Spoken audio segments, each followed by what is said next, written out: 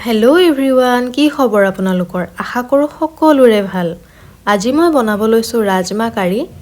অতি কম সময় আৰু কম মছলাৰে কেনেকৈনো মাংসৰ নিচিনা হোৱাকৈ মই এই কাৰীখন বনাওঁ আহকচোন চাওঁ। তাৰ বাবে মই ৰাজমাখিনি গোটেই ৰাতি তিয়াই ৰাখিছিলোঁ। লগতে লৈছোঁ আলু, পিঁয়াজ, বিলাহী, কেঁচা ধনিয়া, জলকীয়া আৰু আদা নহৰু আৰু জলকীয়াখিনি এনেদৰে পেষ্ট বনাই লৈছোঁ।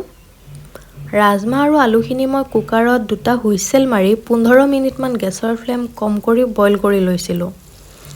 ৰাজমা সিজিবলৈ যিহেতু সময়টো অলপ বেছি লাগে, পৰিমাণ অনুসাৰে তেল দি পিঁয়াজ আৰু বিলাহীখিনি দি অকণমান নিমখ ছটিয়াই দিছোঁ।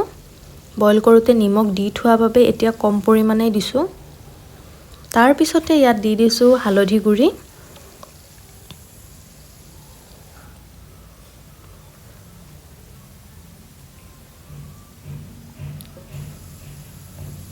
বিলাহীখিনি গলি যোৱাৰ পিছত বইল কৰি থোৱা ৰাজমা আৰু আলুখিনি দি দিছোঁ। এইখিনি অকণমান সময় এনেদৰে ভাজি থাকিম।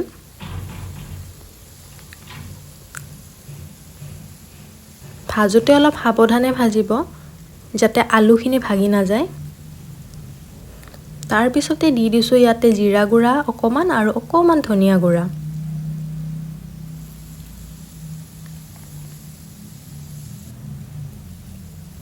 প্ৰায় আধা মিনিটমান ভজা হোৱাৰ পিছত ইয়াতে মই দি দিম আদা নহৰু আৰু জলকীয়াৰ পেষ্টখিনি।